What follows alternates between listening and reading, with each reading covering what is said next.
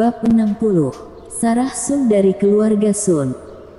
Louis pun ikut Ronan dan yang lainnya ke ruang tamu. Ekspresi Ronan sedikit terkejut. Ia merasakan sebuah kekuatan yang sedang mengalir. Seketika ia pun menatap ke arah batu setengah transparan yang ada di atas meja. Batu suanya. Barang bagus. Ronan tersenyum dan berkata, "Ini adalah batu spesial yang kukatakan tadi. Apakah batu ini bisa memenuhi persyaratan Tuan Lu?" "Bisa, benar-benar sangat pas. Hahaha, Tuan Besar, buka saja harganya. Aku akan membeli batu ini." "Kenapa membicarakan masalah yang batu ini tidak ada gunanya kusimpan? Lebih baik kuberikan saja pada Tuan Lu sebagai hadiah." "Mana bisa begitu? Kenapa tidak bisa? Nyawaku sudah diselamatkan oleh Tuan Lu. Kalau Tuan Lu tidak bersedia menerima hadiah ini, aku pasti akan kesal," kata Ronan dengan wajahnya yang mulai muram. Louis tidak bisa mengalahkannya. Ia pun terpaksa menerima batu suanyang itu dan berkata, "Kalau Tuan Besar sudah berkata demikian, aku tidak akan sungkan lagi."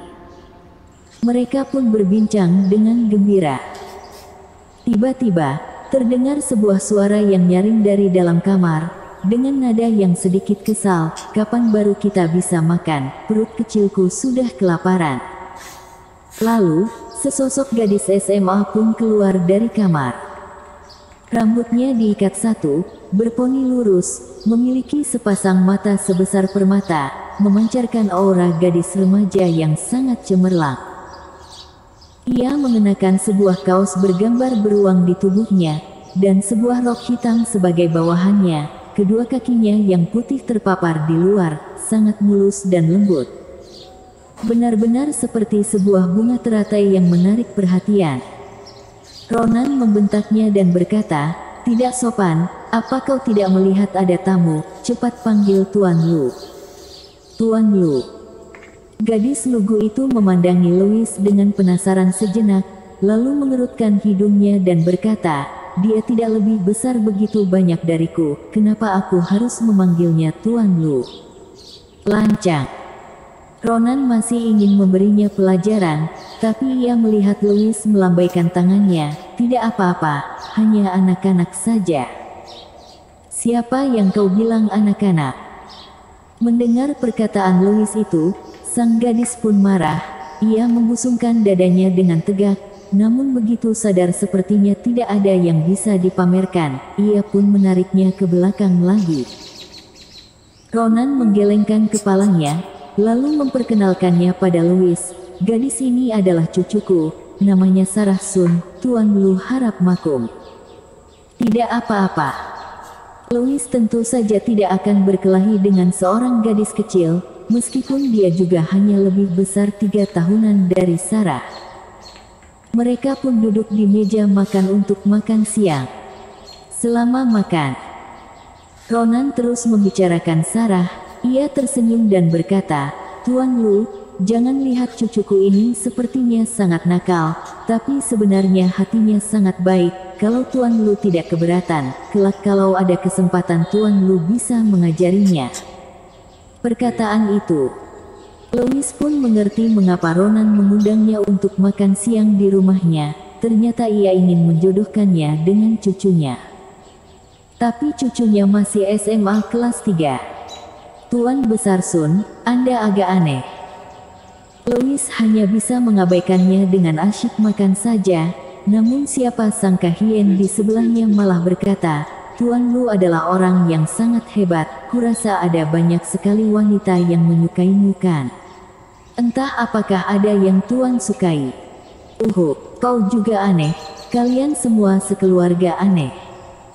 Lalu, Sarah pun tiba-tiba mendorong sumpitnya, dan berkata dengan marah, "Kalian berbincang-bincang dengan Tuan Lu, kenapa selalu membawa-bawa namaku? Tidak menarik sekali." Lalu ia pun pergi dari meja makan. Ronan berkata dengan marah, "Nasimu masih belum habis, mau kemana kau?" "Aku sudah kenyang." Sarah menjawabnya sejenak, lalu membawa tas ranselnya hendak pergi.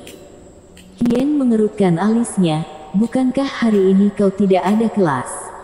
Untuk apa kau mengaturku? Sarah berkata dengan kesal, lalu ia melanjutkan, aku janjian dengan beberapa temanku untuk pergi bermain ke Gunung Tiandang, nanti sore aku akan pulang terlambat. Kau ini, Ronan benar-benar tidak bisa berkata apa-apa, hanya bisa menghela nafas pasrah saja.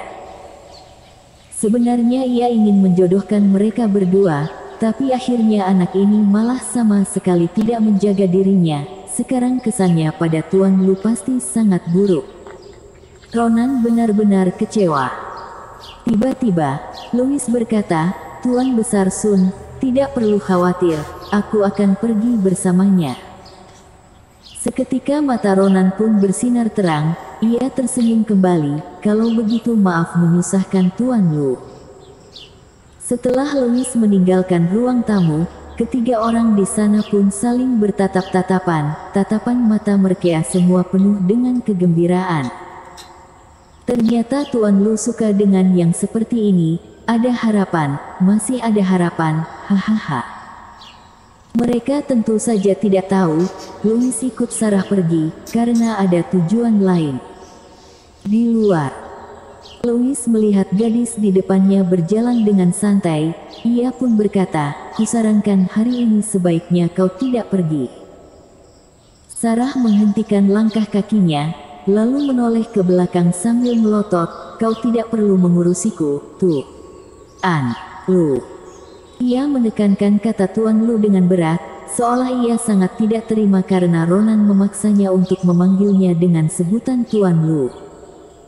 Melihat Sarah pergi begitu saja, Louis hanya bisa tersenyum pahit dan berkata, benar-benar cukup nakal. Tentu saja ia bukan tertarik dengan Sarah, tapi karena saat pertama kali bertemu dengan Sarah, Louis melihat sebuah roh jahat di keningnya. Tapi tadi di ruang tamu, Louis tidak mengatakan hal ini, pertama karena mereka tidak akan mengerti, kedua ia juga takut anggota keluarga Sun khawatir. Sikap Tuan Besar Sun terhadapnya cukup baik, dan sebelumnya Louis pernah mendengar dari Kak Hailey, keluarga Sun beredia untuk memberikan seluruh koneksi penjualannya untuk menjadi layanan produk Hailey Corp. Oleh karena itu, demi membalas budi, Louis tidak mungkin diam begitu saja melihat masalah Sarah. Louis pun mengikutinya diam-diam. Tanpa sadar Sarah pun mempercepat langkahnya, selain karena marah, ia juga sangat bingung, siapa sebenarnya orang ini, kenapa dia membawa sepeda. Benar-benar orang aneh. Bersambung.